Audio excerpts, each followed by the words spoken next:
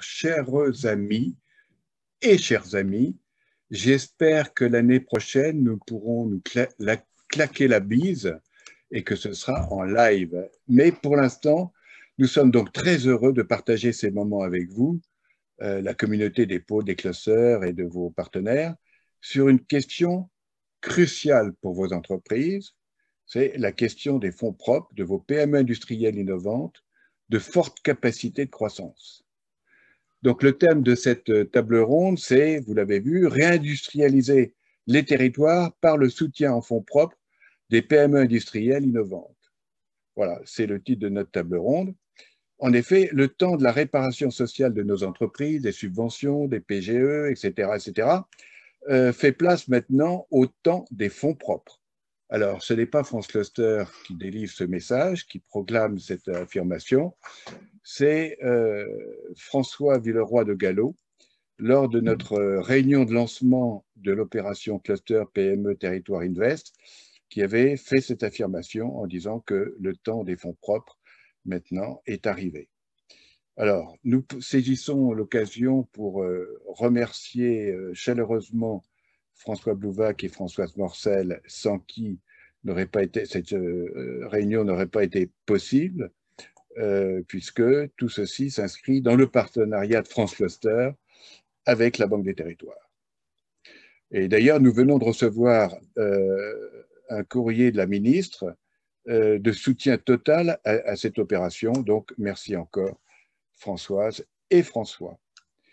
Donc, cette opération Cluster PME Territoire Invest, qui est donc animée par les pôles et clusters, repose sur un triple constat.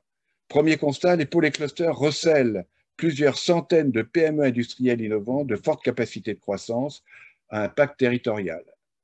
Deuxième constat, ces PME industrielles innovantes, faute de fonds propres, sont limitées dans le développement de leurs produits sur le marché mondial. Et enfin, troisième constat, ces PME industrielles innovantes, en capacité de devenir des ETI, sont en mesure d'apporter une contribution décisive à la relance économique et à la réindustrialisation des territoires. Voilà, alors si vous le voulez, nous allons commencer par une première séquence toute simple, c'est-à-dire chacun de vous, vous allez vous présenter, si vous le voulez bien, bien entendu, et puis vous pouvez donner un premier sentiment sur le constat que je viens d'exposer. Voilà. Patrick Villermoz, directeur général de Polyméris, à toi la parole. Bonjour à tous, merci Paul. Merci de l'organisation de ce rendez-vous, de cet atelier. Je pense qu'il arrive au bon moment puisqu'on y travaille depuis un certain nombre de temps et on y a associé beaucoup d'entre vous. Le constat effectivement que en matière d'innovation, l'exercice consiste à développer des compétences, mais surtout accéder à des marchés et des applications. Et que quand on arrive à ce stade de l'exercice, pour beaucoup d'entreprises et de PME, le facteur fonds propres est limitant ou en tout cas très stratégique. Donc, l'initiative dont on va parler ensuite arrive vraiment à point nommé, qui plus est dans la conjoncture de transition qu'on vit actuellement. Merci. Chantal Deschamps. Qui est Chantal Deschamps? Directrice générale de Britinov, le cluster Britinov. Ah, sans micro, c'est pas terrible. Ah, il n'y a toujours pas de micro. Voilà, je vous prie de m'excuser. Voilà, parfait. On t'entend 5 sur 5. Parfait. Le cluster Britinov avait comme nom initial cluster produits de la mer, nutrition, santé, donc ce qui exprime un petit peu les thématiques sur lesquelles nous travaillons depuis 2011.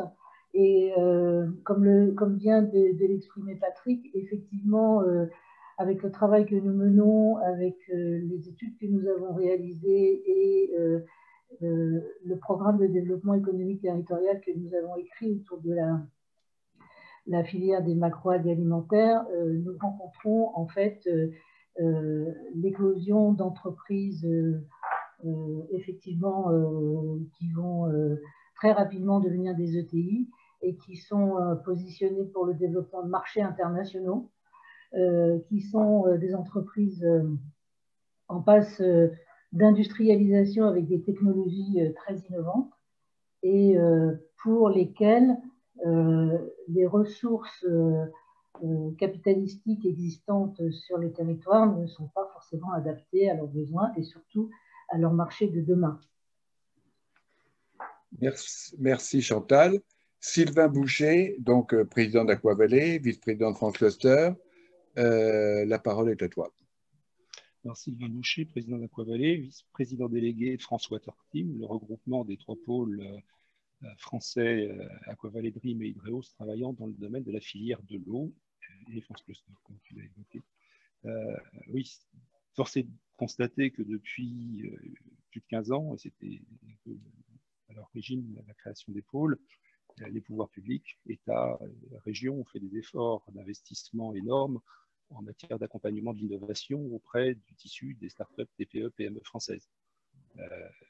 Et une grande part de l'innovation se fait au sein de ces structures ancrées sur le territoire, proches des milieux académiques. Mais faire de l'innovation, c'est pour concevoir un produit pour aller sur un marché. Et aller sur un marché, ça suppose à un moment donné une infrastructure industrielle. Et là, le constat que nous avons partagé tous ensemble, c'était le constat du fait que si des modalités d'accompagnement existent pour le tissu des startups, capital risque pour l'essentiel, s'il existe aussi pour les entreprises, on va dire, matures et installées, le capital développement, il y a une vraie faille de marché entre les deux, qu'on pourrait, enfin, utiliser l'acronyme anglais, qualifier de faille sur le domaine du scale-up, le changement d'échelle. Et donc, comment aider une entreprise qui a son produit, son marché, à créer les infrastructures dont elle a besoin pour pouvoir produire et effectivement vendre et prendre la maîtrise de son marché avant de se faire doubler ou malheureusement parfois avant de se faire racheter. Et là, c'est vraiment un enjeu, comme tu le disais en propos liminaire, c'est un véritable enjeu national. Merci Sylvain. François Blouvac. Alors François Blouvac est directeur du programme Territoire d'industrie à la Banque des Territoires, n'est-ce pas? Merci Paul, en effet, la présentation est faite. Peut-être simplement rajouter ce que la Banque des Territoires fait dans ces activités de soutien d'abord à l'industrie et puis à son développement et à ces entreprises qui, sortant de la R&D, veulent passer à la production.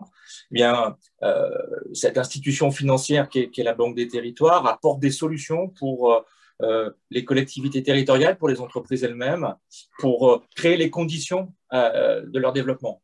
Le cœur de métier de la Banque des Territoires, c'est l'aménagement industriel, c'est-à-dire la recherche de solutions foncières, d'aménagement de zones qui peuvent accueillir des entreprises, des solutions de financement de l'immobilier d'entreprise qui permettent justement aux entreprises industrielles d'économiser une partie des fonds propres et de se concentrer sur leur cœur de métier, c'est-à-dire la production. Et puis, on accompagne également les entreprises pour, en quelque sorte, verdir l'industrie, c'est-à-dire leur apporter des services liés à la fourniture d'énergie propre, des solutions liées à la gestion des déchets industriels, des solutions aux enjeux de mobilité. Et puis enfin, on apporte aussi des réponses pour compléter la bonne construction d'un écosystème favorable. On apporte des solutions dans le secteur de la formation, qui est particulièrement important, puisqu'il y a beaucoup de métiers en tension dans l'industrie qui souvent freinent les investisseurs qui veulent se lancer dans de nouvelles activités industrielles. Et donc, on apporte des solutions de financement pour permettre à ce que des centres de formation, avec le CNAM, avec les centres AFPA, avec les écoles de production, puissent mettre sur le marché de l'emploi des jeunes ou moins jeunes qui sont qualifiés pour occuper ces métiers industriels. Donc, pour résumer, la Banque des Territoires finance le contenant, l'écosystème dans lequel le système industriel peut se développer et de façon assez complémentaire avec un partenaire important pour l'économie et important pour nous puisque nous sommes dans le même groupe qui est le groupe de la Caisse des dépôts, qui est BPI France. BPI France finance le contenu, l'entreprise elle-même, et la Banque des Territoires le contenant, cet écosystème. Et donc, nos deux institutions apportent des solutions de financement et permettent à ce que l'industrie puisse se développer dans notre pays. Merci François pour cet exposé. Jérôme Faul, du groupe Turenne Capital Innovacom, la parole est à toi. Fais-en bon usage.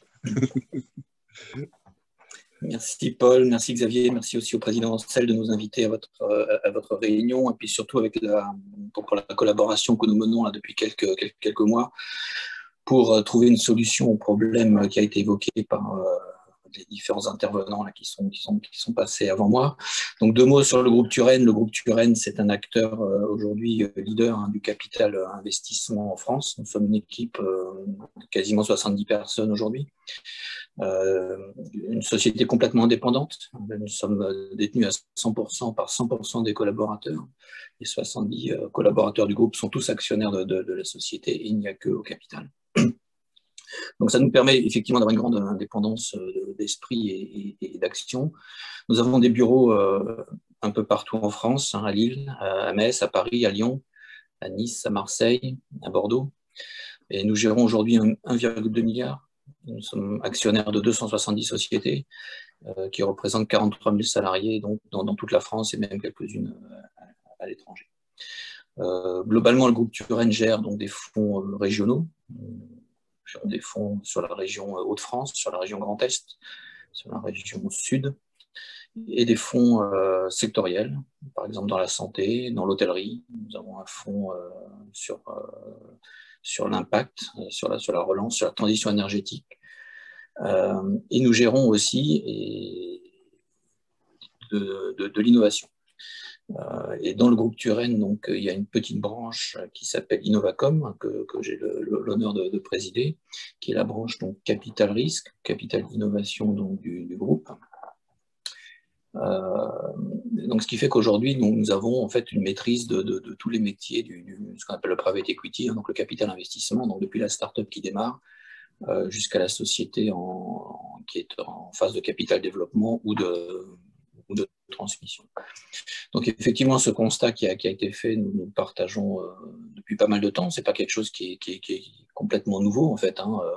Ceux qui se souviennent des années 2000 on a entendu parler de l'apparition de la nouvelle économie, qui surtout dans le domaine des communications, de l'internet, des télécoms, qui consistait effectivement à injecter beaucoup de fonds propres pour permettre d'accélérer l'innovation et la croissance d'entreprises. Beaucoup d'entreprises nouvelles, puisque c'était un sujet nouveau à l'époque. Donc, c'est un petit peu mal terminé avec l'explosion de la bulle Internet, mais ça a quand même jeté un peu les prémices de ce que pouvait être justement une nouvelle économie où l'innovation correctement financée permettait d'accélérer en fait, la mise sur le marché d'un certain nombre de sujets. Et donc aujourd'hui, en fait, c'est vrai qu'on y revient, il y a une nouvelle prise de conscience. Que ce besoin en fonds propres ne s'adresse pas uniquement à des sujets complètement nouveaux, mais que l'on peut innover dans tous les secteurs de l'économie, mais que pour ce faire, effectivement, au rythme où va le monde aujourd'hui, on n'est pas capable d'attendre que en fait, les sociétés qui ont ces innovations en leur sein, par simplement le business qu'elles génèrent et les bénéfices qu'elles génèrent, puissent financer elles-mêmes ces innovations. Et donc ces fonds qui sont nécessaires pour accélérer les développements, faire de la scale-up, comme l'a dit Sylvain Boucher, doivent venir de l'extérieur, doivent venir d'investisseurs externes. Donc ça, ce sont des choses que d'autres pays que la France maîtrisent, connaissent depuis très très longtemps. La France est un écosystème particulier, donc on ne peut pas facilement s'inspirer de ce qui se fait à droite à gauche, mais on peut quand même travailler avec nos forces. Et donc nous, on est là pour travailler donc encore une fois avec l'équipe de France Cluster sur l'apport en fonds propres pour un certain nombre d'entreprises innovantes que l'on voudrait donc aider à passer au stade supérieur. Donc je rentrerai peut-être un peu plus dans les détails tout à l'heure. Je pense que j'ai déjà été assez long sur la partie présentation de ce qu'on fait et du constat que l'on partage grandement avec vous. Merci Jérôme. Bon, je vois effectivement que jusqu'à présent, Les uns et les autres partagent donc le constat que nous avons fait. Olivier Luanzi, alors on ne le présente pas, il va nous dire ce que la renaissance industrielle va nous apporter. C'est bien ça? Là, il va me falloir un peu plus que quelques minutes. Je pense qu'on est dans un tour de table de présentation, donc Oui, tout à fait. Je vais rester à un propos un peu plus liminaire. On est sur le sujet des fonds propres. Le financement de l'économie est absolument essentiel. Là-dessus, je ne reviens pas sur ce qui a été dit. Je vais juste vous faire un petit raccourci parce que on a ces jours-ci, enfin ces derniers mois, beaucoup parlé d'impôts de production et on les a qualifiés de contrats cycliques parce qu'on les payait quel que soit le niveau d'activité. Et je vais faire un terrible raccourci, mais un peu pédagogique, en disant que finalement, les entreprises se financent par deux moyens, les fonds propres et la dette, et que la dette, elle est à peu près aussi contracyclique que les impôts de production, c'est-à-dire qu'on en paye l'intérêt et le remboursement indépendamment de l'activité économique, contrairement aux fonds propres où normalement on paye un dividende si on gagne de l'argent. Et si je fais ce petit raccourci, c'est qu'on a une économie qui est extrêmement financée par la dette. Et de la même façon qu'on a pu souffrir d'impôts qui étaient contracycliques, je pense qu'on souffre assez fortement dans notre développement, dans notre capacité d'innovation, d'un mode de financement qui est lui aussi contracyclique, si vous m'excusez ce raccourci. Voilà un petit peu ce que je développerai tout à l'heure. Et sinon, écoutez, j'ai eu l'immense plaisir d'être le premier délégué au territoire d'industrie, ce qui a été une aventure professionnelle fantastique. Et aujourd'hui, je continue mes réflexions sur la redynamisation, sur la renaissance du tissu industriel au sein de PwC, où je travaille avec Bercy, des régions, des secteurs, beaucoup sur la sécurisation des approvisionnements, que je crois un sujet clé pour l'avenir, également sur le financement des entreprises. Naturellement, on est une entreprise du chiffre, donc assez naturellement dans cet intermédiaire entre les financeurs et les financés. Et puis d'autres sujets qui me plaisent, comme celui de la propriété intellectuelle. On n'en parlera pas aujourd'hui, mais qui est un peu le laissé-pour-compte, à mon avis, de nos réflexions. L'innovation est devenue le premier moteur de création de la richesse et normalement, il s'appuie sur un outil de protection ou d'attaque d'ailleurs, qui s'appelle la propriété intellectuelle et qu'on n'a pas exploré en France, c'est-à-dire qu'on ne s'est pas mis à la page de ce nouveau moteur de création de richesse. Mais je m'arrête là. Merci beaucoup. Eh bien, merci Olivier. Vous avez toutes mes félicitations. C'est la première fois que ça m'arrive. On a bouclé dans les temps. On a même gagné 3 minutes. Donc là, maintenant, on va passer dans le vif du sujet et on va exposer, alors, d'une part, des exemples concrets d'entreprises PME industrielles innovantes capables de devenir, si ce n'est des ETI, en tout cas des grandes entreprises industrielles. Au passage, on va évoquer évidemment le rôle des pôles et clusters, qui est absolument capital dans ce processus là, de cluster PME Territoire Invest, puisque les pôles et clusters non seulement connaissent les équipes, et ça c'est très précieux, surtout pour ouvrir le capital, et deuxièmement, ont une vision de l'avenir des marchés qui permet effectivement de contribuer à dérisquer en quelque sorte les investissements. Alors, Patrick Villermoz, sur ces questions-là, c'est-à-dire les exemples concrets, le rôle des pôles et clusters et le fond, le potentiel, disons, d'entreprises PME industrielles sous les drapeaux, la parole est à toi. Il y a une responsabilité.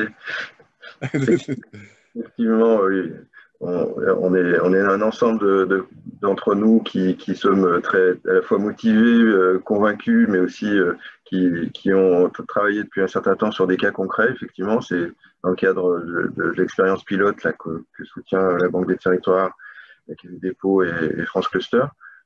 Donc, l'idée étant vraiment de tester la démarche et d'attaquer très rapidement le potentiel qui est disponible d'entreprises innovantes, d'entreprises à fort potentiel dans tous les clusters, les pôles en France. La cible, je crois que la cible à minima est de très rapidement d'aller vers 200 cas qu'on puisse instruire assez rapidement et pour en appeler d'autres. Donc on contribue à cet effort-là et on le fait très volontiers, d'autant plus que Polyméris, donc le pôle dont j'ai la charge, est un pôle de l'industrie manufacturière dans un pôle autour d'une thématique matériaux, des matériaux plastiques, caoutchouc, composites, qui est assez morcelé, avec beaucoup de PME. La taille moyenne d'une entreprise de notre secteur en France, c'est 25 personnes. Il y en a à peu près de 5000. Et donc, tout l'effort que l'on porte dans le cadre d'un pôle comme le nôtre, et certainement le cas dans d'autres, avec certains de mes confrères, consoeurs, c'est d'aider les bons cas, les bonnes entreprises et les PME à monter en gamme et à monter en taille.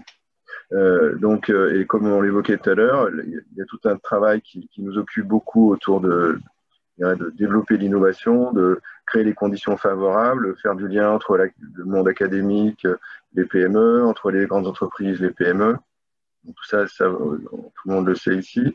On utilise et on s'en félicite les dispositifs de financement, soit régionaux, nationaux, européens, qui évoluent. On a quand même la chance d'avoir des outils en la matière sur toute la partie, on va dire, de mise au point des innovations, de prototypage, de preuve de concept, comme on dit aujourd'hui. L'étape suivante étant vraiment la mise en œuvre. Et donc, c'est tout l'enjeu, et en particulier avec cette logique de fonds propres.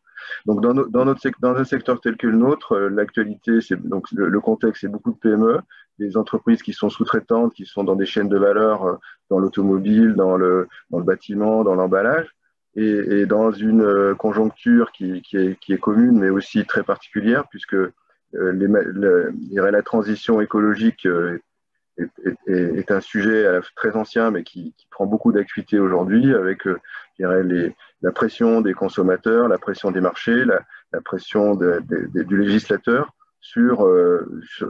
pour trouver des nouvelles solutions industrielles favorables à l'environnement, à la société, à l'économie, aux citoyens. Donc c'est un des grands axes de notre pôle. On a beaucoup de projets R&D en la matière, sur le recyclage, sur l'éco-conception, sur l'ensemble de ces dimensions-là.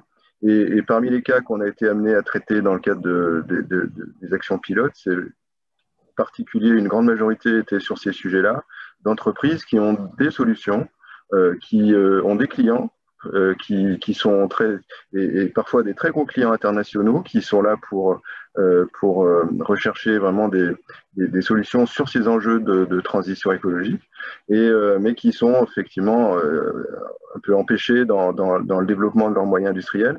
Et c'est parmi les cas qu'on a mis en avant, beaucoup sont dans cette situation. On a une entreprise qui à titre d'exemple, qui traite la question de déchets ultimes de l'industrie, de l'impression, de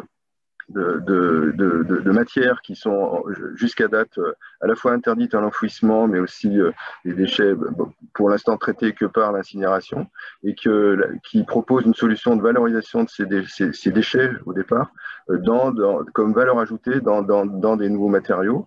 Cette société s'appelle Cyclade. Elle a un très fort potentiel de développement. Elle est en phase assez avancée. On s'en félicite de discussions avec des financeurs publics actuellement et privés, dans le cadre de l'exercice qu'on a fait avec France Cluster et avec nous. Donc, on a une société comme RocyWest aussi, qui est aussi sur une logique de développement de solutions de recyclage dans une dimension territoriale, parce qu'on y tient beaucoup aussi. Les PME, elles ont parfois des sièges sociaux dans des métropoles, mais elles sont dans des vrais territoires d'industrie. Et la logique, je dirais, locale et de taille critique locale est importante. Donc, RocyWest développe une solution en cycle court de traitement de déchets, de revalorisation de matière, avec un modèle économique ad hoc. Donc, on a un certain nombre de cas comme ça, et on en veut d'autres. On a eu hier une session dans le cadre à la suite d'un rapport parlementaire sur la pollution plastique, qui était porté par l'Office parlementaire des choix scientifiques et technologiques, par un député et une sénatrice. Il y avait une session de restitution hier autour de ces sujets-là, et qui pointait du doigt avec l'ADEME, avec les organisations professionnelles et nous, tout l'enjeu de trouver des solutions aujourd'hui et d'avoir les entreprises derrière. Donc, on est en plein dans le sujet. d'autres facettes aussi qui, juste pour terminer les exemples, on a aujourd'hui la transition industrielle autour de l'industrie du futur, autour des nouveaux modes de mobilité, l'hydrogène, tout le monde en parle, pour faire des batteries et pour faire des systèmes de mobilité, je dirais, bas carbone ou décarbonés, il faut des matériaux. Il faut des entreprises, il faut des sous-traitants, et c'est aussi un sujet où on a beaucoup d'entreprises qui se mobilisent. On a fait un atelier d'émergence de projets il y a 3 semaines où il y a eu plus de 150 participants, et c'est créé ces opportunités et le lien entre les apporteurs de solutions et ces futurs marchés. Et l'enjeu étant bien sûr que ces entreprises de petite taille soient crédibles vis-à-vis de leurs futurs clients. Et en complément de ce que font les grands groupes qui investissent sur ces sujets. Donc voilà, à la fois beaucoup de potentiel, beaucoup d'attentes et beaucoup de satisfaction que aujourd'hui le projet de mise en place d'un outil, d'un processus amenant ce type d'entreprise vers des financeurs et des solutions de croissance arrive au bon moment et avec beaucoup de perspectives, et on en est très prêt et attentif à bien accélérer très vite sur ces questions avec l'ensemble de la communauté des clusters. Mais Patrick, tu es un peu montré du doigt par les écolos, parce que le plastique, c'est quand même pas à la mode. Pas à la mode, l'industrie n'est pas à la mode, plein de choses sont pas à la mode. Non, mais quelle est ta riposte à l'office parlementaire? Là, tu leur as dit effectivement tout ce que tu fais pour générer donc des solutions alternatives, c'est bien ça? La riposte, c'est voilà, prendre en compte ces attentes, c'est trouver de nouvelles solutions d'emballage, c'est de trouver des produits qui seront facilement recyclables, c'est développer des technologies pour traiter les déchets, les collecter, les traiter. Ça associe pas que l'industrie d'ailleurs, ça associe des partenaires publics, des collectivités, et là aussi on revient à une logique territoire d'industrie, puisque il y a les metteurs sur le marché, il y a les industriels, les metteurs sur le marché, il y a les utilisateurs. Donc il y a toute cette logique un peu à la fois connue mais nouvelle à mettre en place dans un modèle qui marche. Et puis pour ce qui est du volet industrie qui est plus le nôtre, effectivement, on a des sociétés actuellement qui travaillent sur le recyclage chimique, qui est un peu une solution qui est à la fois élégante, mais qui n'est pas encore complètement mature, mais qui permettrait vraiment de transformer un déchet vraiment en ressource et d'être vraiment dans une logique d'économie circulaire. On a des technologies, on a des entreprises qui sont sur ce sujet-là, dans différentes gammes de matériaux, avec des grands laboratoires de recherche. On a une société comme Maxence qui est issue au départ de l'IFPEN, de l'Institut sur les énergies nouvelles, qui est une société qui travaille avec nous sur des solutions de recyclage chimique très innovantes sur tous les matériaux polyester, le PET, qui est le matériau des bouteilles de consommation courante. Donc voilà les ripostes, si on peut dire, mais c'est un travail qui va nous occuper un certain temps encore. Passionnant, cette histoire de recyclage chimique, c'est vraiment très, très intéressant. Merci beaucoup, Patrick. Chantal, alors, Britinov exerce une veille, si j'ai bien compris, attentive sur les entreprises industrielles à très fort potentiel. Et c'est comme ça que tu as levé plusieurs entreprises. Tu peux nous donner quelques exemples? Alors, nous travaillons, nous, depuis plusieurs années sur la structuration d'une filière qui nous avait d'ailleurs valu d'être lauréat de l'appel à projet grappe d'entreprise de 2011 et qui nous a permis d'écrire un programme de développement d'économie territoriale et qui alimente en permanence non seulement de la veille, mais aussi qui accompagne des entreprises très en amont dans des projets innovants et qui les emmène vers le marché, puisqu'en fait, les résultats de cette étude et notamment tous les travaux qui sont menés actuellement tant au niveau européen qu'au niveau international, notamment avec les programmes qui avait été mis en place avec H2020 et des nouveaux programmes des Nations Unies, qui les amènent vers un marché qui aujourd'hui est un marché mondialisé et qui est un marché très mature. C'est quoi ce marché? C'est l'accès des végétaux marins, qui sont des végétaux qui ont des capacités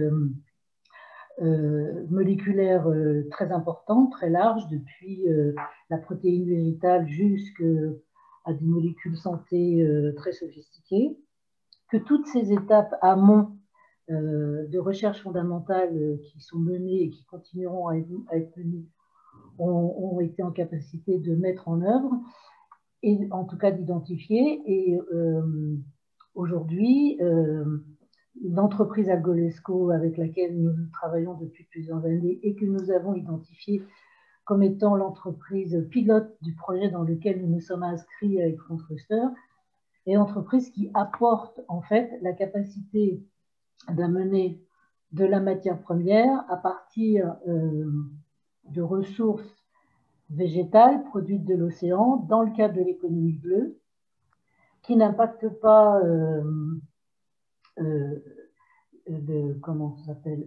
l'implantation de terres agricoles, qui n'utilisent pas l'eau douce, qui est dans le cadre de développements qui sont des développements innovants, c'est-à-dire soit sur ce qu'on appelle de la culture polytrophique, c'est-à-dire sur des espaces identiques, faire émerger des espèces différentes, des coquillages, des algues, des poissons, etc., qui sont en capacité de se développer avec des technologies de pointe de production énergique, c'est-à-dire être des partenaires actifs de champs éoliens en mer, avec des technologies croisées à la fois de structure en mer et de maintenance et de production.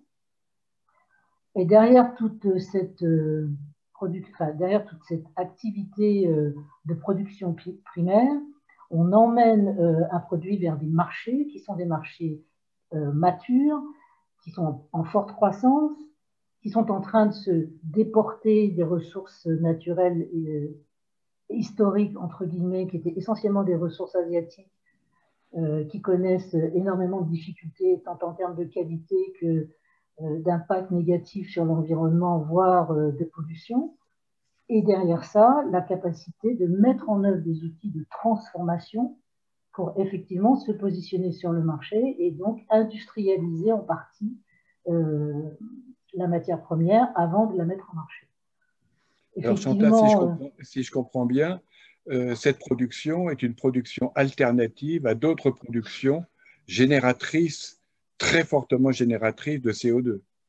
Absolument. Et l'avantage de ces productions en mer et de ces productions, entre guillemets, qualifiées économie bleue, c'est qu'elles-mêmes participent à l'équilibre de l'absorption du CO2. Donc, l'avantage de ce type de développement économique sur nos territoires, il est à la fois lié à la qualité des eaux, sachant que nous avons dans notre environnement des zones prioritaires qui sont classées Natura 2000, c'est-à-dire là où les territoires et les décideurs territoriaux ont mis en œuvre des zones de protection des côtes et de l'environnement, et puis la capacité aussi d'avoir des infrastructures qui, sur le littoral, sont accessibles avec des outils existants ou préexistants pour d'autres activités de ressources marines, et la mise en place d'un travail de fond sur la formation que l'on a engagé déjà depuis plus de 5 ans, sur la formation des acteurs tant à la mer qu'à la terre sur la transformation et l'industrialisation.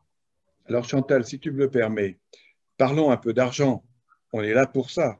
Et donc tu veux créer, Algolesco veut construire des usines, une usine, plusieurs usines, et ça coûte combien alors? Aujourd'hui, on est dans un gap entre 5 et 8 millions d'euros sur une entreprise. Là, tu parles de fonds propres. Moi, je parle l'usine, ça va coûter combien? 100 millions, 50 millions? On ne va pas être à 100 millions, c'est bien évidemment, mais aujourd'hui, on est sur des investissements effectivement autour de 30 à 40 millions d'euros, en sachant que la capacité est de décliner autant la production, la pré-transformation, ce qu'on appelle le pré-processing, jusqu'à la transformation finale, seul ou en partenariat avec d'autres acteurs du territoire qui ont peut-être déjà commencé à travailler sur le sujet. Bon. Ben, si je te pose la question, c'est parce qu'effectivement, Turenne Innovacom, c'est non seulement de l'argent, mais c'est aussi, je parle à la place de Jérôme, excuse-moi, c'est aussi l'insertion dans des réseaux internationaux, voire mondiaux, de distribution, d'apport de technologie, de partenariat, etc., etc. Donc, on rentre là, effectivement, dans un processus, disons, partenarial qui conduit vers la croissance forte de cette entreprise, pour prendre cet exemple d'Algolesco. C'est à moi que tu t'adresses, Paul? Non, c'était la cantonade. Excuse-moi, non, mais c'est comme tu interpellais, comme tu interpellais. Oui, tout à fait. Et d'ailleurs, on voit bien la dynamique actuellement, par exemple, qui est portée par le Lloyds dans le cadre des décisions qui ont été prises il y a quelques mois au niveau des Nations Unies, sont quand même des clignotants très forts sur la nécessité d'avoir à investir dans ce secteur d'activité, justement pour apporter de la masse alimentaire et de la capacité alimentaire à transformer pour une grande partie de la population. Donc effectivement, on voit poindre des initiatives dans différents pays européens, mais surtout nord-américains, et peut-être même de l'accompagnement sur les pays côtiers d'Afrique occidentale. Mais l'avantage aujourd'hui du travail que nous faisons en Europe, et particulièrement avec Algolesco, c'est ce travail de mise en œuvre d'une activité, entre guillemets, propre, c'est-à-dire une activité qui à la fois répond aux besoins alimentaires, qui va répondre aux besoins de santé, mais qui va se faire dans des conditions environnementales respectueuses et avec un investissement dans le temps sur le très long terme. Puisqu'en fait, la capacité de développement est à très long terme. D'accord. Jérôme ou Benjamin, un premier commentaire? Spécifiquement sur les sujets évoqués, non. Je peux rentrer un peu dans les détails de ce qu'on prépare, si tu veux, à ce stade. Alors, peut-être sur la question plus générale, on peut peut-être demander à Sylvain Boucher, parce que, évidemment, la question de l'eau, c'est une question cruciale, hein, on peut dire pour la planète, d'exposer donc effectivement le projet d'Aquavalley, et puis ensuite, tu pourras intervenir si tu en es d'accord. Sylvain, ça te va? Ok, merci Paul. Alors, sans revenir sur ce qui a déjà été présenté par Patrick et Chantal dans la mise en œuvre de leur politique propre à leur domaine d'activité, rapidement, Aquavalley et François Tortine. Donc, Aquavalley, c'est un pôle qui a agi sur le sud méditerranéen, qui regroupe 230 adhérents et qui, avec Dream et Hydreo, se sont regroupés lors de la dernière phase des pôles en un pôle de compétitivité unique fédéré qui s'appelle François Tortine. Alors, à l'échelle de François Tortine, c'est à peu près 500 adhérents et à l'échelle d'Aquavalley, 230 adhérents. Et comme je l'indiquais dans le propos liminaire, l'axe principal de travail, donc, c'est l'innovation collaborative. Et s'agissant d'un marché qui, en France, est un marché relativement mature, c'est aussi le développement vers de nouveaux marchés, l'international. Et donc là, on revient immédiatement sur la problématique de la recherche des financements de différentes natures, financement pour accompagner les programmes de R&D, financement pour mettre en œuvre des pilotes d'expérimentation, et financement pour ensuite passer au stade industriel et pour aller vers les nouveaux marchés, notamment l'international. Vous voyez la diversité des natures de financement qu'il faut trouver. Et comme je l'indiquais, c'est dans le domaine de l'eau, comme pour les domaines présentés par Patrick et Chantal, ce sont des domaines dans lesquels la population des entreprises est essentiellement une population de start-up, de TPE et de PME, donc qui se sont axés sur l'innovation. Le domaine sur lequel intervenir, celui de l'eau, ce n'est pas uniquement l'eau pour la potabilisation ou l'eau pour l'assainissement, c'est aussi l'eau pour les cycles industriels, l'eau pour le tourisme, l'eau pour l'agriculture et l'aquaculture, parce que l'eau connaît beaucoup d'usages. Je crois qu'il y avait un chiffre qui avait été posé par l'UNESCO il y a quelques années qui disait que 78% des emplois économiques étaient dépendants de l'utilisation de l'eau. Ça donne une indication. On ne peut pas faire d'ordinateur sans eau, parce que pour faire des semi-conducteurs, il faut beaucoup d'eau. On ne peut pas faire de carburant sans eau. On ne peut pas faire de transformation chimique sans à un moment donné avoir la présence de l'eau. Et on ne peut pas faire d'agriculture, d'aquaculture. On ne peut pas vivre sans eau. Donc il y a une énorme diversité de métiers qui sont mobilisés pour répondre à ces problématiques, mobilisés dans un environnement très spécifique, qui est un environnement contrôlé, un environnement avec des connotations sanitaires, et sur un produit qui est assez simple à voir, mais qui est quand même relativement complexe à mettre en œuvre dans des conditions d'économie et de performance. La thématique principale de nos travaux, c'est la gestion, la préservation et l'économie de la ressource en eau sous toutes ses formes. Pourquoi? Parce qu'il y a l'eau qui tombe, la pluie, l'eau qui est dans les stocks neigeux en montagne, l'eau qui est dans les rivières, l'eau qui est dans le sous-sol, mais aussi l'eau qui sort des stations d'épuration, l'eau de reuse, ou l'eau qui est déjà utilisée dans les cycles industriels et que plutôt que de rejeter, on peut traiter sur in situ et réintégrer dans le cycle industriel.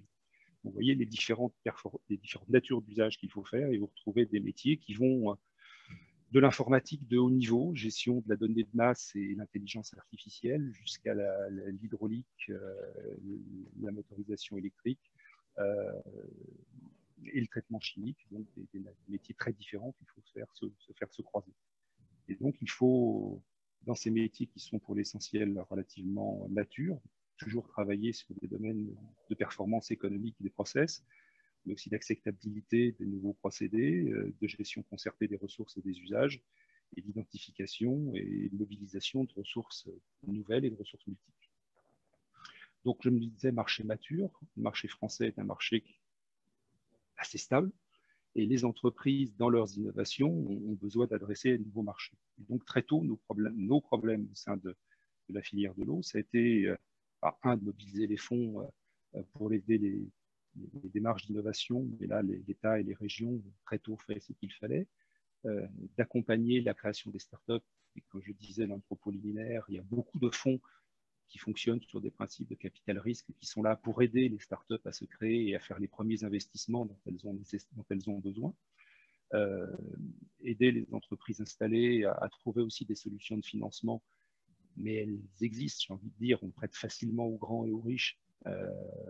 Et quand une entreprise est mature, qu'elle est dans un cycle de développement, qu'elle a une situation financière bien structurée et une organisation de production bien structurée, c'est beaucoup plus facile de lever des fonds auprès des fonds d'investissement pour franchir une étape de croissance. Et là, c'est le capital développement.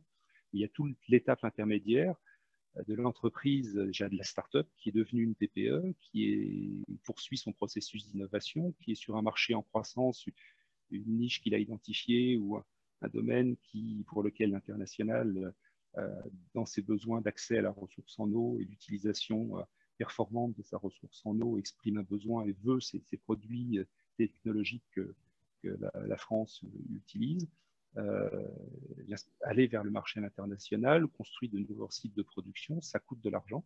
Et là, lever des financements, c'est beaucoup plus compliqué. C'est l'étape de changement d'échelle, de scale-up, pour lequel il y a deux composantes qui sont importantes et que nous avons identifiées. L'une, c'est la composante d'accompagnement et de formation. Alors là, il y a des outils qui existent. Je citerai les accélérateurs de la BPI, je citerai aussi ce que fait Pégase Croissance dans le Sud, c'est comment accompagner une entreprise pour l'aider à gérer sa transformation et à bien comprendre ce qui est nécessaire pour aller à l'international, ce qui est nécessaire dans la transformation d'une structure, d'une PME de 15 salariés pour passer à une PME de 50 salariés, parce que ça ne fonctionne pas de la même façon, ce n'est pas les mêmes modes managériaux, et encore plus quand on veut passer une étape plus grande. Et puis de savoir se présenter vis-à-vis des investisseurs pour être séduisant et de trouver des investisseurs qui soient, je dirais, compatibles avec ce que plusieurs ont évoqué, c'est-à-dire permettant d'ancrer sur le territoire français des entreprises en croissance, s'étant développées à partir de financements français, et donc contribuant au fait de constituer le maillage économique industriel des territoires en France. Sylvain, si tu me permets, on me fait signe. Marc-Antoine Jamet voudrait s'exprimer quand tu auras terminé. Mais vas-y. Hein. Et c'est là où nous, dans notre approche, nous avons essayé d'identifier dans un premier temps des fonds d'investissement intéressants, voire de susciter la création de fonds d'investissement. Et notre objectif, c'était vraiment de contribuer à une démarche de haut de bilan. Nous sommes heurtés à deux choses. La première, n'étant pas du métier, c'est compliqué, il vaut mieux s'appuyer sur l'expertise de gens qui sont du métier et donc les convaincre de l'intérêt, de l'attractivité de ces métiers associés à l'environnement et des entreprises qui sont derrière, comprendre pourquoi elles n'y vont pas. Et on voit très vite deux choses. La première, c'est cette faille de financement qui est dans le scale-up, dans le changement d'échelle, d'une part, puis le fait que quand un fonds a déjà ses term sheets, ses contrats d'investissement, enfin le contrat qui est passé entre lui et ceux qui lui ont confié de l'argent sur la nature des investissements sur lesquels il est autorisé, quand il y a une pépite qui est trouvée, quand la pépite ne correspond pas au term sheet de développement du fonds d'investissement, le fonds d'investissement a beau se dire ce serait une pépite, ce serait génial d'y aller, il n'a pas le droit parce qu'il est contraint par ses propres obligations contractuelles vis-à-vis des gens qui lui ont confié l'argent. Et donc la conclusion, ça a été très vite de se dire il faut être en amont, au moment de la création de l'outil pour que l'outil corresponde à la population et à la nature des entreprises qu'il faut aider à accompagner. C'est tout à fait notre propos, oui. Le propos. Et c'est là où aussi il y a un deuxième aspect qui est apparu, c'est que pour être attractif, il faut avoir non seulement des entreprises prêtes, parce que quand un fonds d'investissement se crée et a levé des financements auprès d'investisseurs, lui, il faut qu'il investisse tout de suite, parce qu'il a une durée de vie pour agir. Et la transformation d'une entreprise pour l'aider à être prête, ça prend quelques années. Et si le fonds se crée et que les entreprises ne sont pas là prêtes à démarrer, c'est un échec partagé parce que rien ne démarre. Donc, il faut identifier les entreprises qui sont prêtes et les aider à finir de se préparer pour que dès que le fonds est installé, prêt à investir, eh bien, la discussion sur les termes de financement puisse s'engager, que le contrat puisse se passer et que l'investissement puisse se faire, de façon à ce qu'il y ait bien la preuve de la présence des entreprises et de la preuve de l'intérêt. Et puis ça, il faut l'entretenir. Donc, il faut non seulement de quoi amorcer, j'ai envie de dire, de remplir le tuyau pour que ça fonctionne, mais il faut préparer la suite pour continuer à alimenter le tuyau pour que la dynamique continue à exister. Et donc là, il faut une population suffisante d'entreprises sur lesquelles travailler. Et c'est là où l'intérêt de la démarche prenait tout son sens entre l'ensemble des clusters et pôles au sein de France Cluster. Parce que là, c'est une population sur l'ensemble des filières. C'est une population plus nombreuse. Et je reprends le chiffre que tu avais évoqué tout à l'heure, Paul, un peu plus la capacité d'être en capacité de créer un groupe de 200, voire plus d'entreprises prêtes à être préparées, structurées, accompagnées pour pouvoir rentrer dans un dispositif de financement. Et ça, c'est une partie de la démarche qui permet de créer la preuve de concept vis-à-vis des investisseurs. Alors, il y a eu cette démarche donc, qui a été créée par France Cluster, qui vraiment est extraordinaire, Cluster PME Territoire Invest, qui a permis de construire un certain nombre de lieux d'échange, notamment une réunion avec la Banque de France, je crois en novembre 2020, avec un collectif d'investisseurs qui a permis de déclencher une démarche d'intérêt et d'aller plus loin dans les réflexions. Ça a permis aussi, à l'occasion de ces analyses, de rencontrer la ministre Agnès Pannier-Runacher et de lui présenter à la fois le constat et l'action qui est engagée. Et elle a manifesté de l'intérêt lors de la réunion, tu l'as dit, et surtout elle a écrit à notre président Jean-Luc Ancel pour lui dire tout son intérêt et que un de ses conseillers techniques était missionné pour travailler avec nous pour aller plus loin. Parce que pour passer à l'étape suivante, il faut aussi avoir, j'ai envie de dire, une manifestation des pouvoirs publics disant que oui, c'est une solution qui peut contribuer à la démarche d'ensemble. Parce que, j'insiste, c'est vraiment un problème de faille de financement. Beaucoup de choses ont été faites, BPI fait des choses, il y a beaucoup de fonds d'investissement qui existent. J'ai envie de dire, ce n'est pas l'argent qui manque, c'est simplement le fait de mettre l'argent sur un contrat d'investissement, un contrat de travail qui corresponde à celui de la population des entreprises qui est susceptible de pouvoir démarrer. Et moi, à ce titre-là, je prendrais simplement 4 ou 5 exemples qui correspondent à la filière de l'eau. Alors, je ne citerai pas les noms très rapidement, vous m'en excuserez. La première, travailler dans des sujets de décontamination, une belle entreprise en croissance avec un nouveau produit adressant un nouveau marché.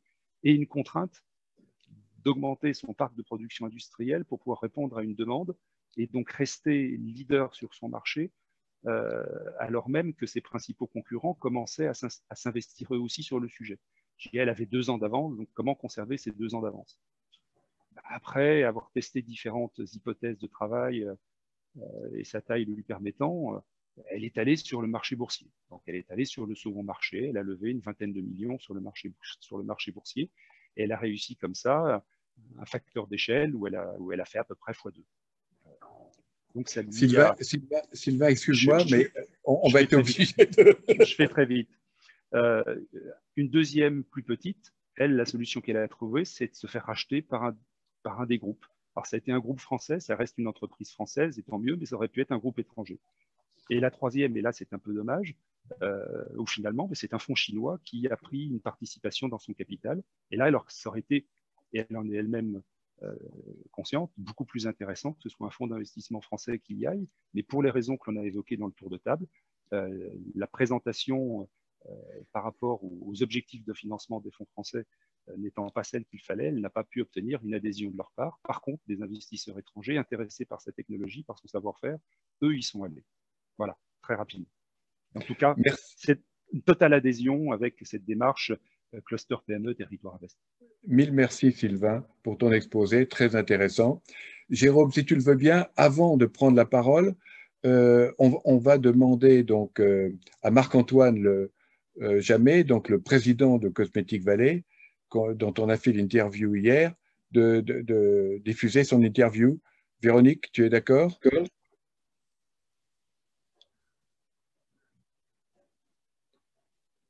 Cosmetic Valley, c'est un pôle de compétitivité.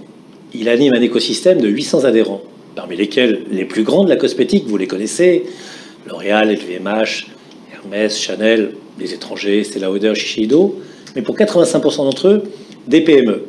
Et c'est la fusion entre les deux, la commutation entre les deux, qui fait la force de ce tissu industriel à l'allemande. Les PME sont innovantes, les PME sont agiles, les PME sont souvent des spin-offs, des grandes sociétés, travaillent avec elles en coopération, établissent des projets coopératifs, il y en a pour 400 millions d'euros, où à la fois les petites cherchent, trouvent, les grandes financent. Et de cette manière-là, la Cosmetic Valley, comme elle le fait déjà entre public et privé, entre universités et laboratoires, arrive à créer un terrain d'entente, un terrain de progrès, un terrain de recherche qui permet à l'ensemble de la filière de progresser. Il n'y a plus de grands, il n'y a plus de petits. Je dis toujours que la Cosmetic Valley, c'est la société des égaux.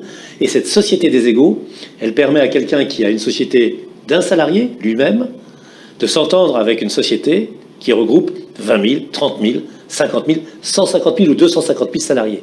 C'est ça la magie de la Cosmetic Valley. Beaucoup de PME, ça veut dire aussi parfois beaucoup de fragilité. Beaucoup de PME, ça veut dire également beaucoup de sociétés familiales. Beaucoup de PME, ça veut dire parfois des sociétés qui se sont créées il y a très peu de temps. Et évidemment, leurs assises financières ne sont pas celles de grands groupes, même si la marge des sociétés cosmétiques est très importante, plus importante en tout cas que la moyenne des sociétés françaises. Cela ne permet pas toujours de faire face aux grandes mutations technologiques, économiques, numériques, écologiques qui sont devant nous. Il faut investir. Il faut investir, et d'ailleurs, dans le luxe, par exemple, la cosmétique, la parfumerie, sont les deux secteurs qui comptent le plus de chercheurs. Et pour cela, il faut trouver de l'argent. Le plan de relance, il faut être honnête, l'État nous y a aidés, a permis à un certain nombre d'entreprises de trouver les fonds dont ils avaient besoin. Le tissu industriel et la coopération qui existe en son sein a permis également de dégager des fonds. Je pense à l'accord qui a pu exister entre les verriers et les donneurs d'ordre, qui a permis à un certain nombre de grandes sociétés de la Glace Valley de trouver plus vite des règlements qui leur ont permis plus vite d'assumer leurs propres dépenses. Mais il y a aussi l'appel à des Cosmetic Angels. C'est une des mesures du plan de relance que nous avons nous-mêmes voulu, de nos états généraux, puisque nous avons un plan de relance qui nous est propre. Les Cosmetic Angels, c'est lancer de la recherche de capitaux pour aider demain des sociétés cosmétiques à se développer, à innover et à rechercher. Mais bien évidemment, dans cette quête aux fonds propres, qui est un peu quand même la difficulté des entreprises européennes et des entreprises françaises, nous avons besoin de tous ceux qui veulent bien nous aider. Dans le secteur cosmétique, on le voit bien, toutes ces petites entreprises, et je crois qu'Agnès Pannier-Runacher vient de l'écrire à Jean-Luc Ancel, avec lequel elle avait déjà tissé d'excellents liens d'amitié et de coopération lorsqu'il était le directeur général de la Cosmetic Valley, avec lequel elle tisse des liens, bien évidemment, de coopération au titre de France Cluster, l'a écrit.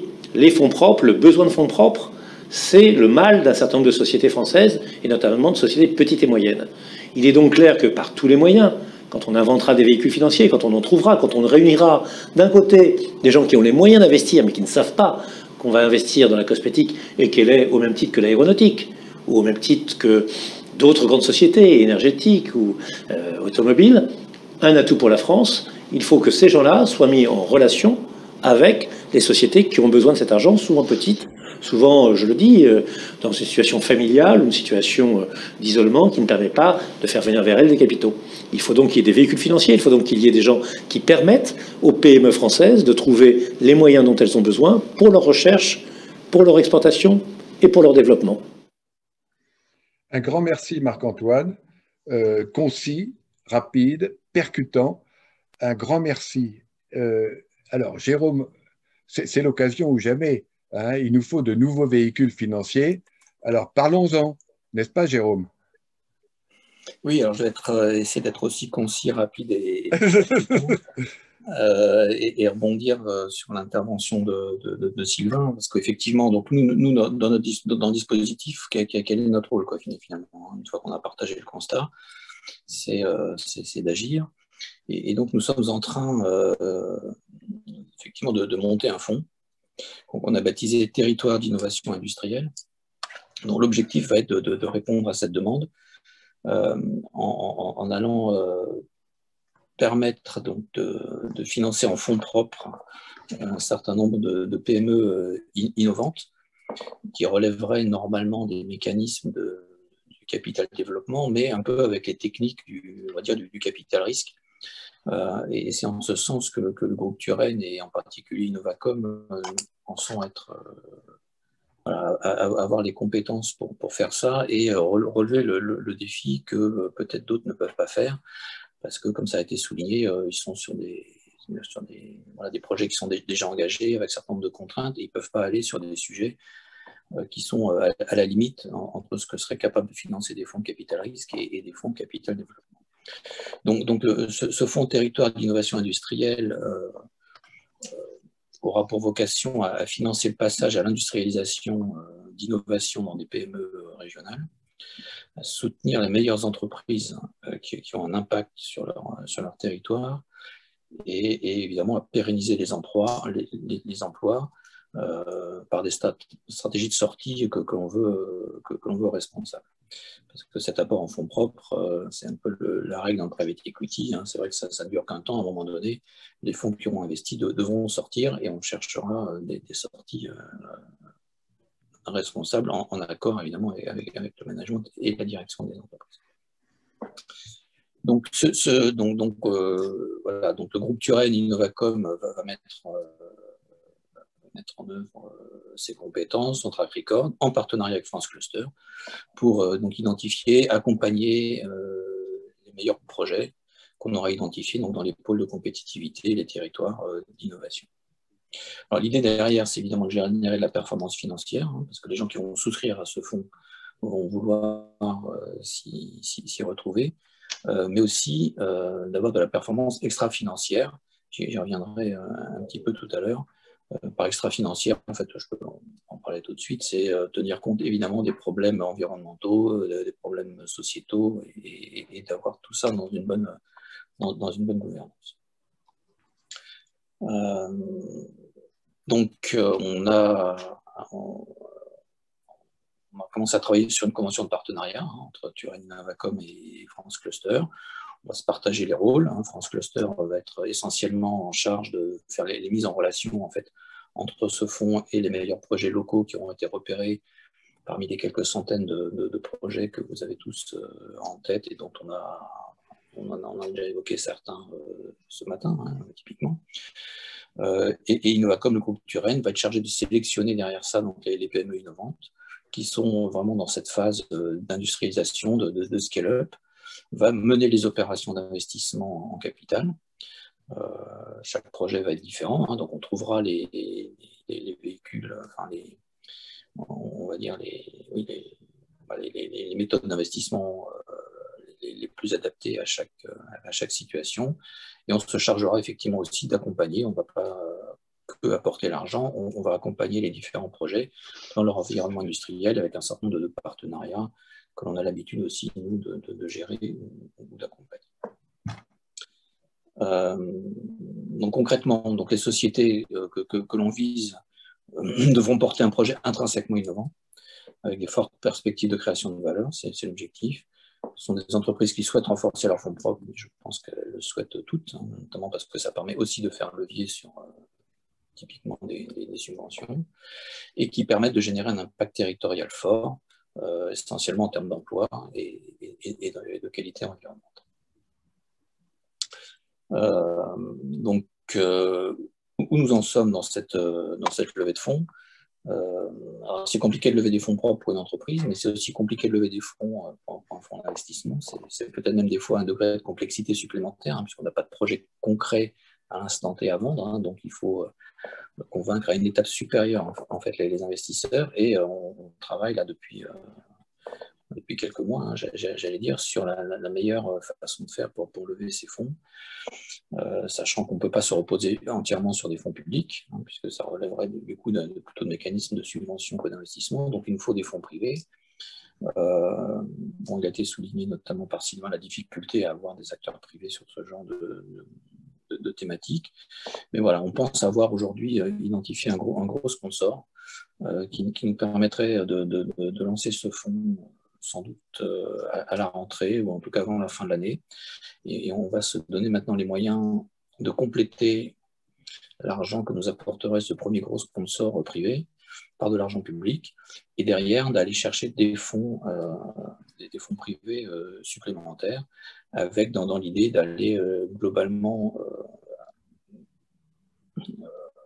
pouvoir disposer de typiquement entre 150 et 200 millions d'euros, hein, à travers ce fonds, pour aller financer une vingtaine de projets. Alors, ce n'est peut-être pas les 200 dont on a parlé tout à l'heure, mais il faut qu'on voit ce fonds comme une première étape. L'idée, c'est de mettre des premiers tickets entre 3 et 10 millions d'euros, hein, typiquement dans les sociétés innovantes que l'on aura identifiées. Dans le cadre de tours qui pourraient être plus gros, puisque c'est aussi de co-investir, donc pour pouvoir typiquement financer des tours jusqu'à 20 millions d'euros. Voilà, je pense que j'ai à peu près tout dit sur là où on en était aujourd'hui, et sur la façon dont on compte travailler ensemble, France Cluster et puis Turan Innovacom, donc au service de ce financement de l'innovation industrielle dans les territoires que vous portez tous à travers des pôles et des clusters. Merci, synthétique et percutant, bravo. Alors, Olivier Luanzi ou François Blouvac? François Blouvac ou Olivier Luanzi? De toute façon, ils auront tous les deux la parole, bien entendu. Qu'est-ce qui veut commencer? Tu décides, hein? C'est toi le maître de cérémonie. Alors, Olivier, est-ce que l'industrie, est-ce qu'on va assister à la renaissance de l'industrie? Tu as fait un papier là-dessus, un ouvrage. Dis-nous la bonne parole, parce que nous, les financeurs, on est derrière toi. Voilà, il y a peut-être 3 points liminaires que je vais faire très rapidement, hein. Oui, effectivement, j'ai fait un papier que je vous recommande naturellement, hein. On vient de rédiger un bouquin qui s'appelle « Vers la renaissance industrielle ». Sans déflorer le sujet, je dis juste un mot de pourquoi on a choisi ce terme de renaissance, parce qu'on parle beaucoup de relocalisation, de réindustrialisation ou de révolution industrielle. Le terme de renaissance, il vient en fait d'une réflexion en 2 temps. Le premier, c'est qu'on est absolument convaincu que notre réindustrialisation, les nouvelles filières reposeront plus sur des questions de savoir et un renouvellement des savoirs. C'est l'industrie 4.0, c'est la transition écologique, c'est la transition digitale. Et on trouvait que dans le terme de renaissance, qui fait naturellement écho à la renaissance italienne, et le fait qu'à ce moment-là, on a retrouvé des savoirs antiques qui avaient été un peu ignorés pendant le Moyen-Âge, il y avait une similitude forte. Et donc, c'est pour noter le point, se baser sur des savoirs et des savoir-faire qui sont indispensables dans l'industrie. Le deuxième point, plutôt que révolution, c'est qu'on est absolument convaincu, et ça vous le vivez dans vos entreprises, que quand on fait une transition dans l'industrie, il faut s'appuyer, je dirais, sur un binôme entre celui qui a l'expérience accumulée, le savoir-faire. 20 ans d'industrie, ça veut dire quelque chose, dans l'efficacité, dans le geste, hein, dans la perception de la réussite, de la transformation de la matière, et puis des gens qui arrivent avec un nouveau savoir digital ou environnemental qui souvent sortent des écoles. Et c'est bien ces binômes qui permettent de faire cette transformation. Voilà, je finis la parenthèse sur la Renaissance en espérant vous avoir donné envie de le lire.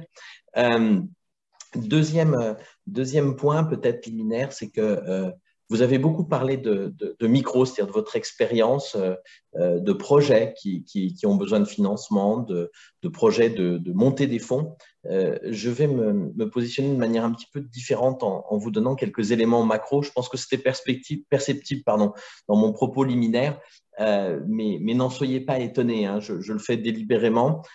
Il est difficile aujourd'hui de savoir quel est ce besoin de financement. Donc, on voit bien qu'il faut amorcer la pompe. Donc, j'essaye de me rapprocher de ça de quel peut être le besoin global de financement par un angle analytique. Le premier point qui est une réalité française, c'est vrai pour les territoires, c'est vrai pour toute l'économie française, c'est qu'elle est un peu shootée à l'endettement plus qu'au fonds propres. Je vous rappelle un ratio simple, il y a 63% du financement de l'économie française qui est fait par la dette. La moyenne européenne est à 50% et aux États-Unis, qui est sans doute un autre modèle complet, on est à 25%. Donc, on a d'abord un premier point, c'est un sujet global hein, qui n'est pas lié au PMI, qui n'est pas lié au PMI dans les territoires, c'est que globalement, notre économie est faible en fonds propres. Alors, le besoin de fonds propres supplémentaires post-crise, évalué par la Banque de France, toute l'économie confondue, c'est 50 milliards. Aujourd'hui, les régions ont mis 1 milliard dans le renforcement de leurs outils de fonds propres régionaux, hein, tout cumulé à peu près au dernier pointage qu'on a fait. Donc, il reste encore un bout de chemin et c'est un appel du pied aux mesures complémentaires de France Relance qui vont arriver, je l'espère, en septembre. Pour l'instant, on a fait de la labellisation d'Equity Fund. C'est très bien, ça permet de flécher un peu l'utilisation de cette ressource. Il y a des contraintes, c'est que comme il y a des termes sheets, hein, comme ça a été évoqué, donc un fonds a été créé, il est prévu pour investir dans un objet ou des objets bien définis. Il ne peut pas pivoter comme ça.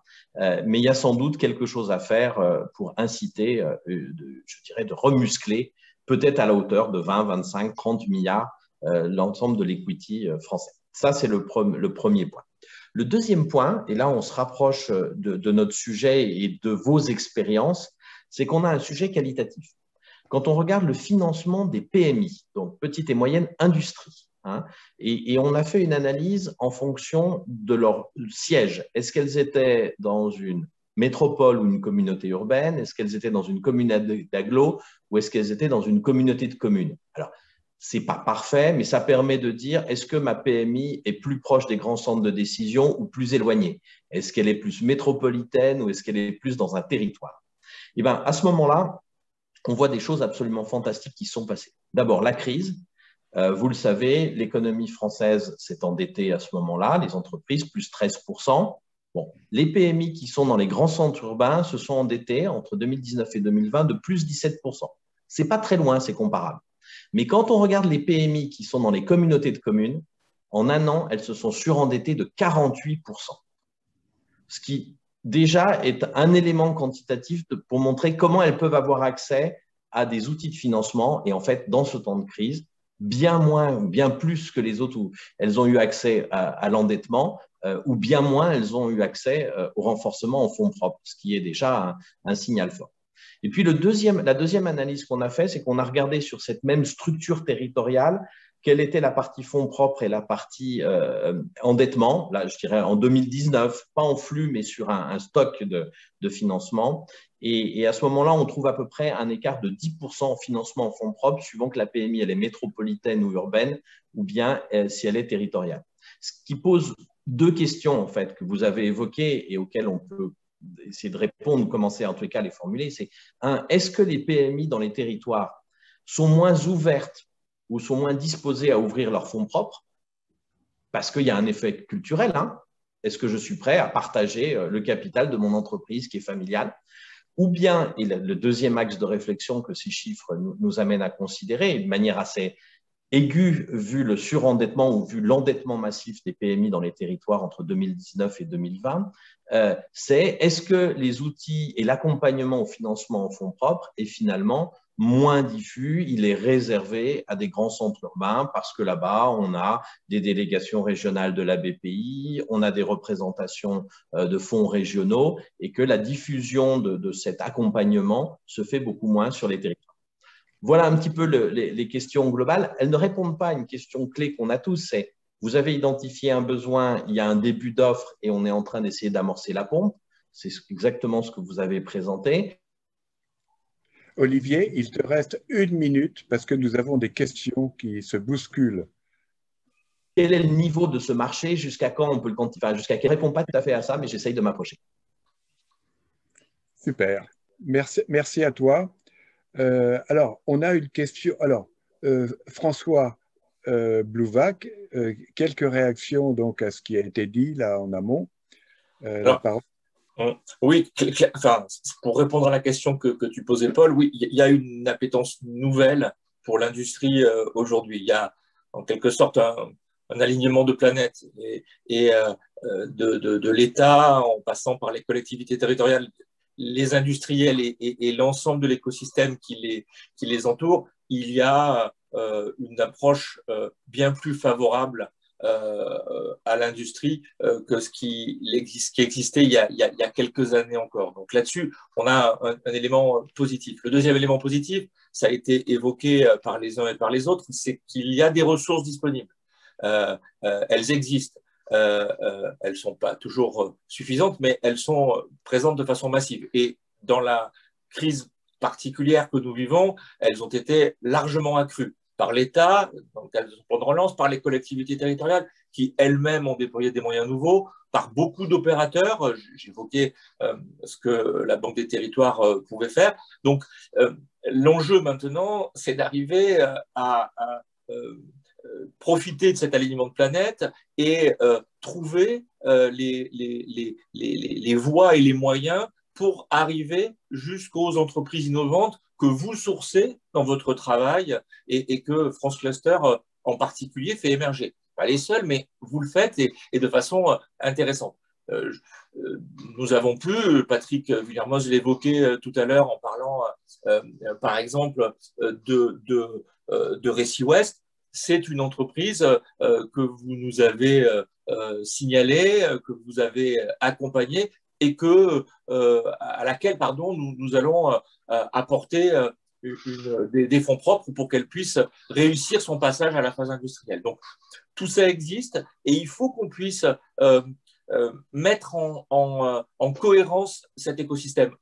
Le développement local, ce que vient d'évoquer Olivier Luancy à l'instant, sur ce décalage qui pouvait exister entre les entreprises qui sont situées dans des écosystèmes géographiques très intégrés, que sont les espaces métropolitains, et celles qui sont dans des espaces plus périphériques et qui sont peut-être moins organisés, ben justement, elles ont besoin d'être accompagnées. C'était le sens et la préscience qu'Olivier, entre autres, a eu en proposant le programme Territoire d'industrie. Ces territoires d'industrie aujourd'hui, c'est 148 territoires. Ce sont essentiellement des territoires hors des grands centres urbains.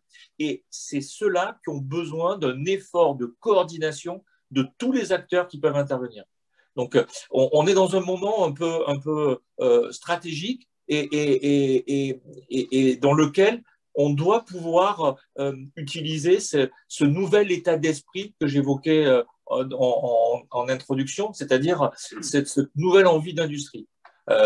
En tout cas, la Banque des Territoires, elle y est prête avec les moyens que j'ai évoqués, c'est-à-dire on sera moins sur la logique des fonds propres au sens premier du terme, même si apporter des solutions à l'aménagement industriel, c'est permettre d'économiser l'utilisation de fonds propres et de se concentrer sur d'autres sujets. Quand on fait pour une entreprise comme Insect, comme Lactips, qui sont des exemples dont la presse s'est fait l'écho, le financement de leurs usines, les murs de leurs usines, on leur permet de ne pas concentrer des fonds propres sur ces sujets-là qui ne sont pas centraux, même s'ils sont indispensables dans le développement de leur outil productif. Merci François. On va prendre quand même une question. Renaud Godillère, qui est le directeur général du pôle des microtechniques, a sans doute une question à poser ou peut-être une réponse, non? Ça, ce sera peut-être à vous d'en décider. En tout cas, bonjour à tous. Merci pour pour la richesse de ces interventions. Alors, le PMT que je représente est un pôle de compétitivité. Nous, on a une particularité, enfin, on en a plusieurs en fait, c'est qu'effectivement, l'innovation est au cœur de nos activités, mais le développement business, c'est quelque chose qui est loin d'être tabou chez nous, puisque la moitié de l'équipe et des programmes sont quand même très, très orientés vers aider nos 200 adhérents industriels à trouver du financement et de nouveaux marchés. Excuse-moi Renaud, on arrive presque au terme. Ok, je vais faire court, je vais juste poser ma question. Alors, vous dire parce que Sylvain Boucher ensuite va intervenir pour faire une sorte de synthèse. Ok, alors sur le territoire, effectivement, on observe tout à fait ce qui a été décrit. Tout ce qui a été dit là me fait penser en particulier à une société que l'on accompagne avec notre accélérateur de start-up. Aujourd'hui, d'ailleurs, cette société n'est plus une start-up, elle a su lever des fonds. Elle arrive dans ce trou de financement finalement qu'on vient d'évoquer, ce besoin de scale-up industriel. Donc oui, tout ce qui a été décrit là me semble absolument représentatif du terrain. Et c'est un message d'encouragement ce que j'entends, parce qu'effectivement, le patron de cette PME ne baisse pas les bras, mais quelque part était plutôt en train de vouloir moduler un petit peu son ambition en fonction des fonds qu'il allait pouvoir découvrir.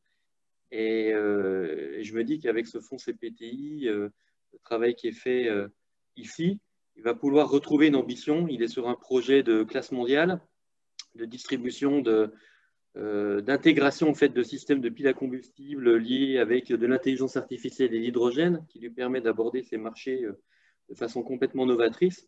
Donc, il répond à tous les critères et ce projet va, grâce à votre initiative, sans doute retrouver un peu de couleur, parce que voilà, comment on fait pour financer une usine, comment on fait pour créer une unité de production, comment on fait pour trouver les investissements productifs et les compétences associées. Voilà, il nous manque quelque chose. Vous avez un début de réponse, ça me semble particulièrement intéressant et motivant, et je pense qu'il sera très intéressé par le projet. Merci Renaud pour ton caractère très synthétique. Sylvain, quelques mots de conclusion, parce qu'on arrive effectivement au terme de cette réunion. Alors, quelques mots de conclusion. Je vais essayer de faire très vite. Mais c'est compliqué de faire très vite parce qu'il y a eu beaucoup de choses intéressantes qui ont été dites. Alors déjà, j'ai envie de dire 4 points de constat et une conclusion. Point de constat unanime que les différents intervenants, Conseil général de l'économie, la ministre, France Cluster, les grands cabinets, les investisseurs en capital eux-mêmes, nous-mêmes au sein des clusters, au sein de France Cluster, constatons que les investisseurs n'ont pas suivi l'évolution de l'économie et la structuration de l'économie en France. Si bien qu'aujourd'hui, il y a un besoin de fonds propres de la part des PME industrielles innovantes, potentiellement futures ETI, et que ces financements ne se trouvent pas. C'est la faille de financement que l'on a évoquée tout à l'heure. Il y a des entreprises prêtes à être financées, ou quasiment prêtes à être financées en nombre. Le chiffre de 200 a été évoqué. Les pôles et les clusters qui connaissent bien leur filière, qui connaissent bien les marchés sur lesquels ces entreprises vont, recèlent des PMI, forte capacité de croissance, dont les innovations créent de nouveaux marchés et qui répondent aux besoins environnementaux avec un caractère presque un peu dérisqué par rapport à la notion d'investissement. Donc, c'est vraiment une inadéquation entre la proposition de structure financière et la nature des entreprises elles-mêmes. Donc, par manque de fonds propres, ces PMI ne seraient pas en mesure de réaliser la croissance qu'elles pourraient concrétiser. Donc, la nécessité d'outils financiers adaptés. Sans une accélération de la mise en place de ces véhicules financiers, les entreprises en question, elles seront empêchées de jouer pleinement leur rôle et elles sont susceptibles de ne pas pouvoir jouer leur rôle dans l'irrigation et la création d'activités et d'emplois dans leur territoire. Et elles sont susceptibles de se faire doubler par la concurrence étrangère ou d'être délocalisées. Et l'enjeu porte bien collectivement sur l'accompagnement par les pôles, les clusters de ces PME industrielles innovantes pour donner à ces entreprises les ressources techniques, financières et humaines nécessaires à leur déploiement sur leur marché et notamment vers l'international pour qu'elles deviennent les ETI industrielles françaises de demain. Et donc, la conclusion, c'est, j'ai envie de dire, la nécessité de faire vite et de faire bien, mais d'être chacun sur son métier en étant complémentaires. Et donc, pour ça, il faut avancer.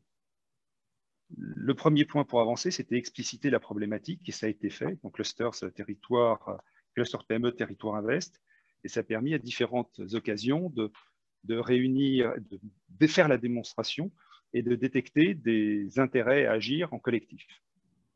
Et là, c'est accompagner les initiatives, chacun dans son métier. On n'a pas à choisir tel ou tel fonds d'investissement, structure d'investissement, Mais par contre, quand un intérêt se manifeste, c'est bien expliciter le métier, bien expliciter le terrain, de façon à trouver cette capacité, j'ai envie de dire, à connecter les prises comme il le faut pour que le flux se crée. Et donc, aider ceux qui sont prêts à passer à l'acte. Et un projet a été présenté, parce que c'est bien en se positionnant à l'amont, de façon à ce que les termes d'investissement soient bien construits, que l'investissement pourra se faire, donc accompagner le passage à l'acte, et pour que le passage à l'acte se fasse concrètement, créer la relation de confiance entre l'investisseur et les PMI.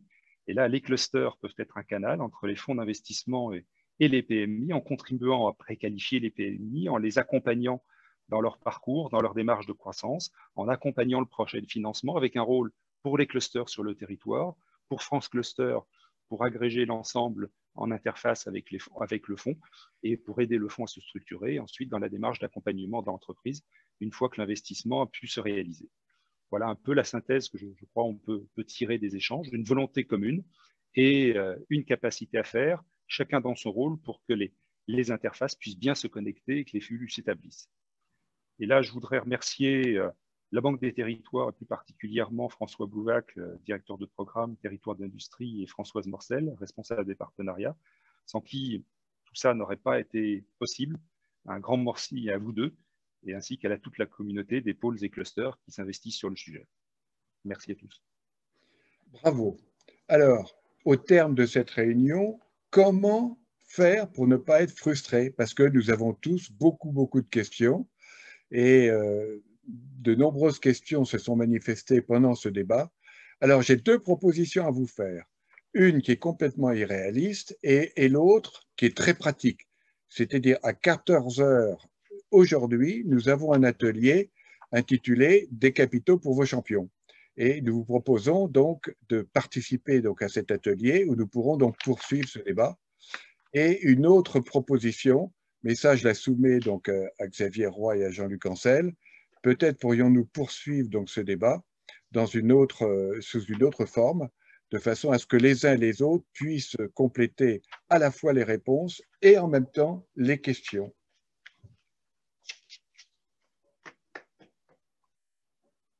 Xavier ?